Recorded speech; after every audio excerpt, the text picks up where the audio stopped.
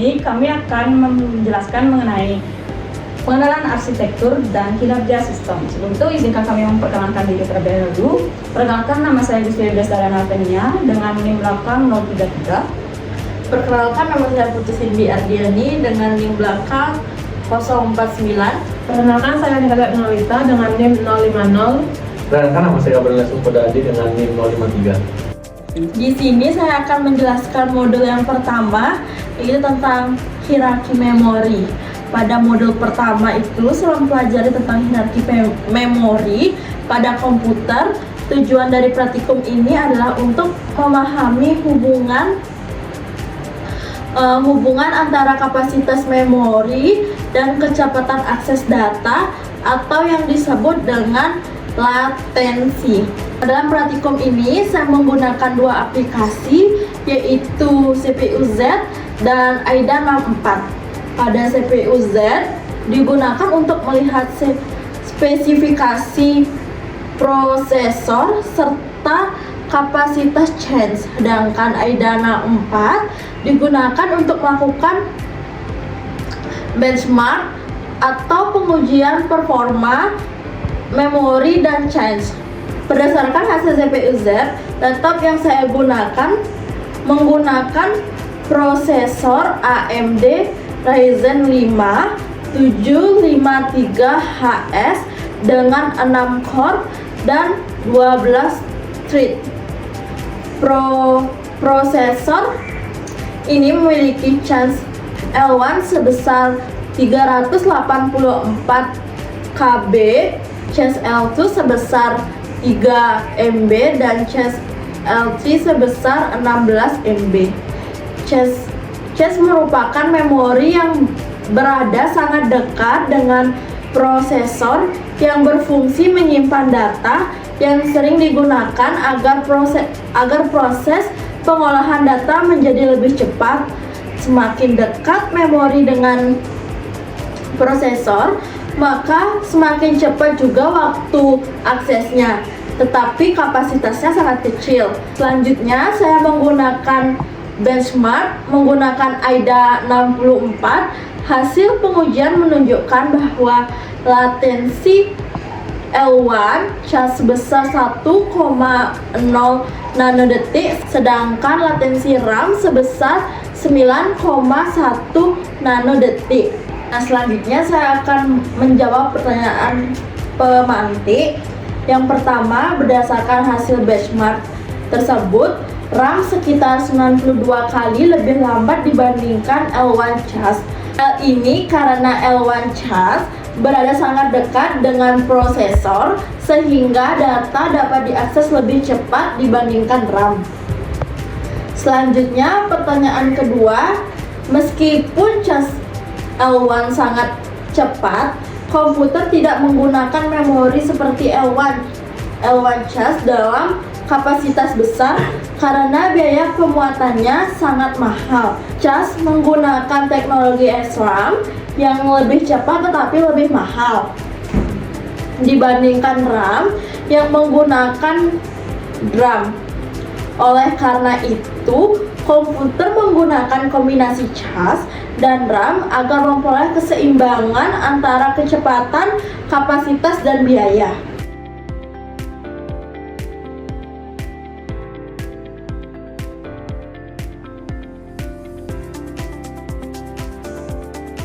Di sini saya akan menjelaskan modul 2 tentang sistem input output dan sistem bus. Berdasarkan hasil identifikasi menggunakan sistem Disinfo, laptop saya menggunakan SSD WD-EVC SN810 berkapasitas 512 GB. SSD ini menggunakan teknologi NVMe dengan antarmuka PCIe 40x4. Antarmuka ini memiliki bandwidth yang jauh lebih besar dibandingkan SATA 3 sehingga mampu memberikan performa transfer data yang lebih tinggi. Baik, di sini saya akan menjawab pertanyaan pemantik. Hasil benchmark menunjukkan bahwa kecepatan sequential rate mencapai 3559 Mbps per second, sedangkan random rate hanya sekitar 31 MB per second. Perbedaan ini terjadi karena pada sequential input output data tersimpan secara berurutan sehingga SSD dapat membaca data secara kontinu tanpa banyak perpindahan alamat. Sebaliknya, pada random input-output, SSD harus mengakses banyak lokasi penyimpanan yang berbeda sehingga controller SSD perlu melakukan lebih banyak proses pencapaian alamat dan pengolahan antrian data. Overhead inilah yang menyebabkan kecepatan random input-output jauh lebih rendah. Baik, untuk pertanyaan kedua, SSD yang digunakan memiliki antarmuka PCIe 4.0 dengan bandwidth teoritis sekitar 800 MB per second. Berdasarkan hasil benchmark, kecepatan sequential rate yang diperoleh adalah 3559 MB per second. Nah, ini menunjukkan bahwa SSD belum mencapai batas maksimal jalur PCIe yang tersedia. Hal tersebut dapat terjadi karena keterbatasan controller SSD jenis NAND flash yang digunakan, kondisi sistem saat pengujian, serta desain SSD yang memang tidak selalu ditujukan untuk memanfaatkan bandwidth PCIe secara penuh.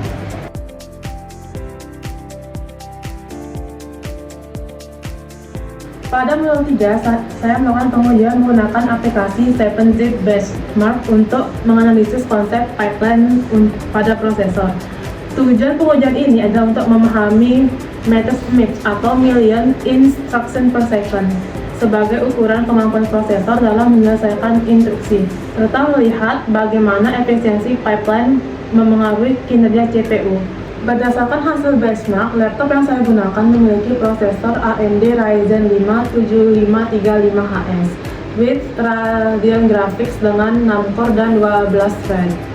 Pengujian dilakukan menggunakan seluruh 12 thread yang tersedia dengan dictionary size 32 MB dan 10 kali pengulangan pengujian.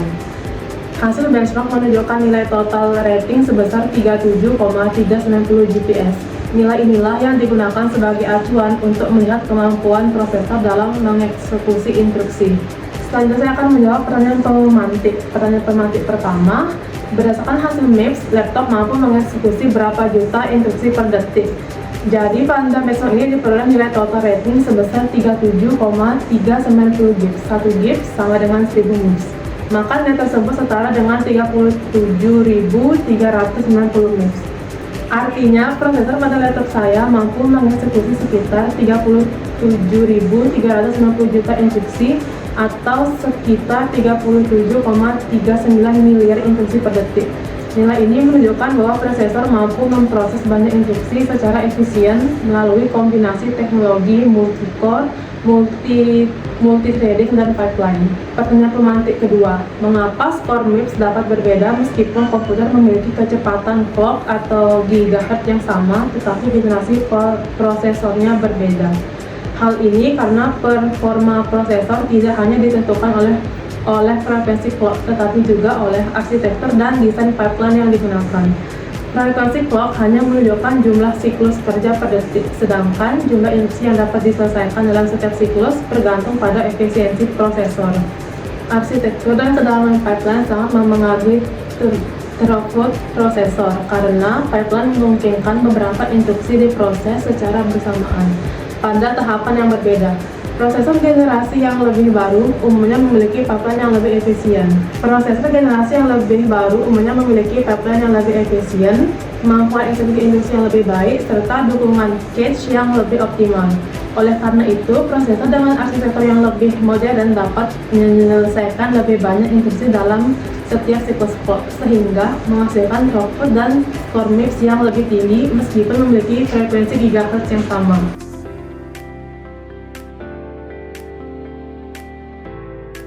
Jadi di sini saya akan menjelaskan modul 4, yaitu paralelisme dan multi-core. Berdasarkan hasil pengujian menggunakan CPU Z, laptop yang saya gunakan memiliki 6 core dan 12 logical processor. Hasil benchmark menunjukkan skor single thread sebesar 356,5, skor multi-thread sebesar 3213,4, dan multi-thread rasio sebesar 9,01. Jadi di sini saya akan menjawab pertanyaan pemantik nomor 1 yang membandingkan skor single core dan multi core. Jika laptop memiliki 6 core, apakah skor multi core tetap 6 kali lipat dari skor single core? Nah, berdasarkan hasil benchmark, skor single thread adalah 356,5, sedangkan skor multi thread adalah 3213,4. Apabila peningkatan performa berlangsung secara sempurna, maka dengan number skor multi-thread seharusnya sekitar 2139 poin, yaitu 356,5 dikalikan 6.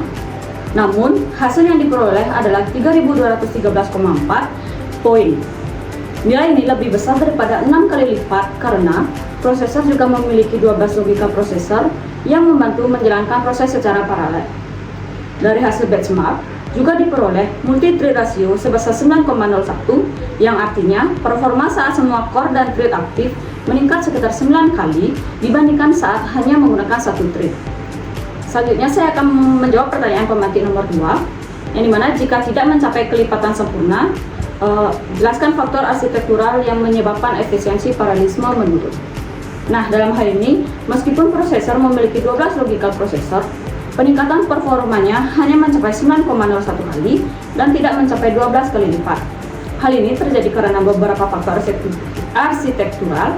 Yang pertama adalah hukum Amdahl yang menyadapkan bahwa tidak semua bagian program dapat diproses secara paralel, sehingga sebagian pekerjaan tetap harus dijalankan secara berurutan. Yang kedua adalah overhead sinkronisasi, yaitu waktu yang dibutuhkan antar thread untuk berkomunikasi dan menjelaskan data. Yang ketiga adalah penggunaan change dan RAM secara bersama-sama oleh seluruh core sehingga dapat terjadi persaingan akses data yang menyebabkan sebagian thread harus menunggu. Selain itu, logika prosesor bukan merupakan core PC tambahan. Dua thread yang berada pada satu core tetap berbagi sumber daya yang sama sehingga peningkatan performa tidak dapat mencapai nilai teoritis maksimum.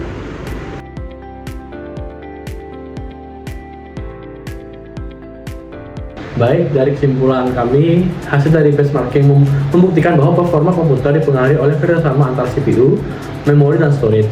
Jet yang memberikan akses data yang sangat cepat bagi prosesor, SSD NVMe yang mempercepat proses transfer data, sedangkan multicore meningkatkan kemampuan komputasi paralel.